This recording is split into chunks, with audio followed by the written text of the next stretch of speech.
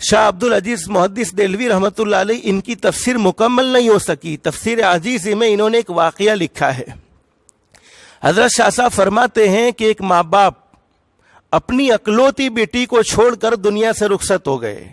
ماں باپ دنیا سے چلے گئے، بیٹی اکیلی رہ گئی۔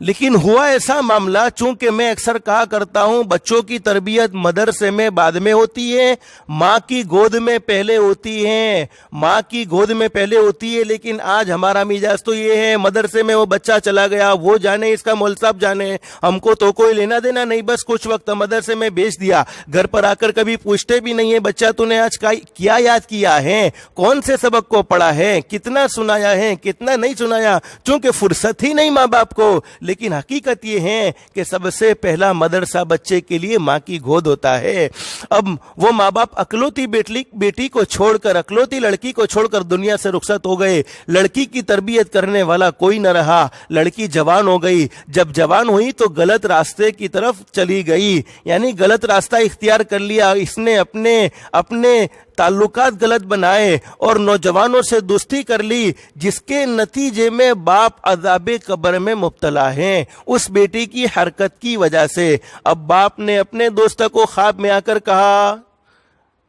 کیا کہا کہ میری ایک بیٹی تھی، میں دنیا سے چلا گیا تھا، میری بیٹی کی یہ غلیظ حرکتوں نے، میری بیٹی کے یہ گناہوں نے مجھے عذاب قبر میں مبتلا کر دیا ہے، میری بیٹی کو جا کر سمجھاؤ کہ وہ اللہ کو راضی کرنے والے اعمال کرے اور مجھے پڑھ کر ثواب پہنچائے، جس کے نتیجے میں اللہ پاک مجھ سے عذاب کو دور کر دیوے۔ اب جب دوست کے خواب میں باپ نے یہ بات کہی تو دوست نے اس کی بیٹی کو تلاش کرنے کے لیے بڑی کوشش کی، تلاش کرتے کرتے کرتے کرتے ایک سمندر کے کنارے پر پہنچا تو سمندر کے کنارے پر اس کی بیٹی کو دیکھا کہ وہ تو جوانوں کے ساتھ نہا رہی تھی، یعنی اس کی بیٹی گناہ میں مبتلا تھی۔ تو اس دوست نے اس کی باپ کی بات کو سمجھایا، بیٹی کے سامنے پہنچایا کہ تیرا باپ عذاب قبر میں مبتلا ہے، تو اللہ سے معافی مانگ لے، تیرے باپ کو قرآن کریم پڑھ کر ثواب پہنچا۔ لیکن بیٹی کی تربیت تو ہوئی نہیں تھی، بیٹی کی تربیت تو ہوئی نہیں تھی، تب بیٹی کو کیسے پتا چلتا کہ ایصال ثواب کیا ہے، عذاب قبر کیا ہے؟ بیٹی نے تو وہ سمندر میں سے کچھ پانی کو اٹھایا، چلو بھر کے اٹھایا اور اس دوست کی طرف ڈالا، اور دوست تو مایوس ہو کر چلا گیا۔ لیکن کچھ دن کے بعد پھر اس کے باپ کی زیارت ہوئی خواب میں، تو پوچھا تمہارے ساتھ کیا حال ہے؟ تو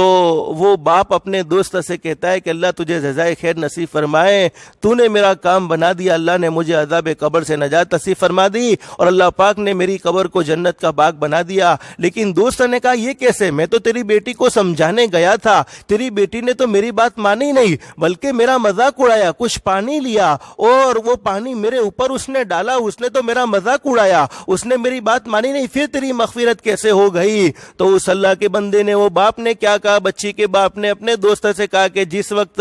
اس نے پانی ڈالا اسی وقت اللہ نے میری مغفرت فرما دی، اس لیے کہ اس وقت ایک پرندہ تھا جو پانی کی وجہ سے تڑپ رہا تھا اور وہ اللہ سے یہ دعا کر رہا تھا کہ اللہ پاک اگر مجھے کوئی پانی پلا دیتا ہے تو میں اس کے ماں باپ کی مغفرت کی دعا کر دوں گا۔ جس وقت میری بیٹی نے تیرے اوپر پانی ڈالا تو اس کے کچھ قطرے اس پرندے کے منہ میں گئے، جس وقت اس پرندے کے منہ میں کچھ قطرے پانی کے گئے اسی وقت اللہ نے مجھے معاف کر دیا۔ برحال واقعہ یہ حدیث نہیں ہے، یہ قرآن نہیں ہے، یہ ایک واقعہ ہے، خواب کا واقعہ ہے، یہ حجت نہیں ہے۔ لیکن شاہ صاحب اپنی تفسیر میں سمجھانا یہ چاہتے ہیں کہ اگر نافرمان اولاد کی وجہ سے ماں باپ کو جنت مل سکتی ہے، ماں باپ کو مغفرت مل سکتی ہے، تو فرما بردار اولاد کی وجہ سے ماں باپ کو جنت کیوں نہیں مل سکتی؟ ضرور جنت ملے گی۔ اس لیے میرے بھائیوں، میری محترمہ مائیں اور بہنیں، اپنے بچوں کو قرآن کریم ضرور پڑھاؤ، خود بھی قرآن کریم کا اہتمام کرو، اپنے بچوں کو بھی قرآن کریم پڑھاؤ، قرآن کریم سے واقف کرو،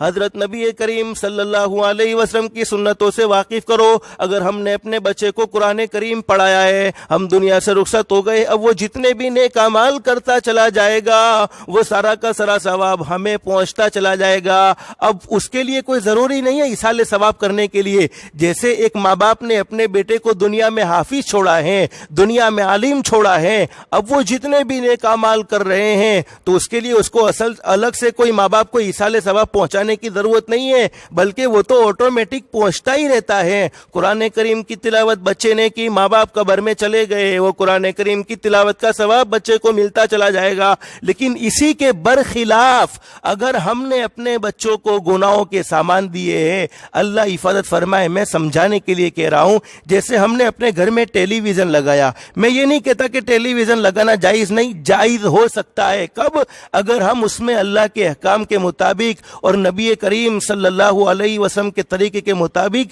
उस चीज का इस्तेमाल करते हैं तो जायज हो सकता है। जैसे उसमें दरसे कुरान को सुन रहे हैं, दरसे हदीस को सुन रहे हैं, मौजूदा हालात के सही बातों को सुन रहे हैं तो जायज हो सकता है, टेलीविजन नाजायज नहीं हो सकता। लेकिन हमने अपने घर में एक बड़ा टेलीविजन लगाया, बड़ी स्क्रीन लगाई, अब रोजाना हमारी बच्चियां उसमें गलत सलत चीजें देख रही हैं, सीरियल देख रही हैं, बच्चे गलत से चीजें देख रहे हैं, अल्लाह को नाराज करने वाली चीजें देख रहे हैं, और हम दुनिया से इस हाल में रुखसत हो गए कि अपने घर में बड़ा टीवी लगा कर गए हुए थे, बच्चे जो कुछ उसमें देखते रहेंगे वो सारा वबाल लगाने वाले बाप को भी होता रहेगा। अल्लाह हम सबकी हिफाजत फरमाए। तो